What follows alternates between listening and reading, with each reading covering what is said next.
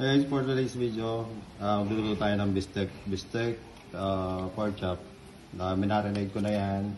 Ano na kalamansi, marinade, oyster sauce, lahat na marinade. Tapos piprituhin muna natin. So,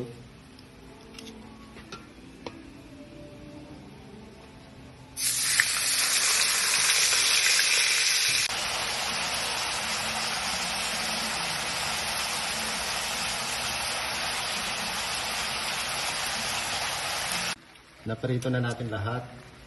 So, gagawin natin yung pinag-marinade. Lagyan natin. Tapos, pakuluan na lang natin yan.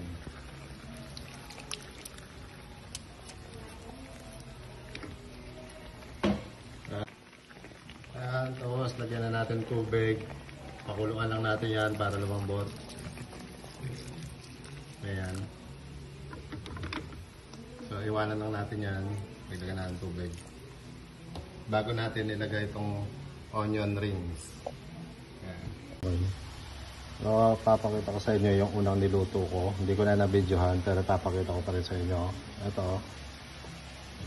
Sinigang na bangus, mga kaibigan. Guys, so habang pinapakuluan natin, so kailangan muna natin meros. Para yung nasa ilalim, sila naman ang lalagyan natin sa ibabaw. Para yung nasa taas, sila naman yung alambot.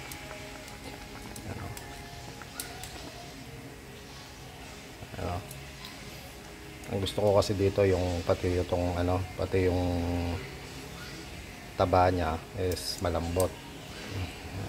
Kaya ganyan lang natin.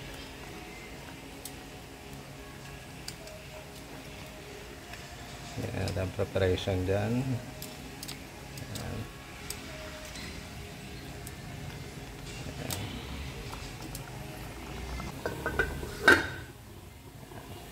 Yan, okay na. Lambot na. Lagyan na natin itong mga onion rings natin.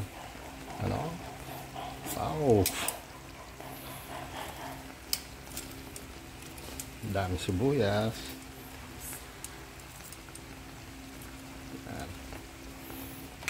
Yan, palambutin lang natin ng mga palutuin na natin ng konti yung sibuyas. Tapos okay na. So ayun na nga ito na yung kinalabasan ng ating pork bistek. Pork chop po yan. Yan. So maya maya kain na tayo. Yan, quality. Alright, thank you for watching guys. Manganta na.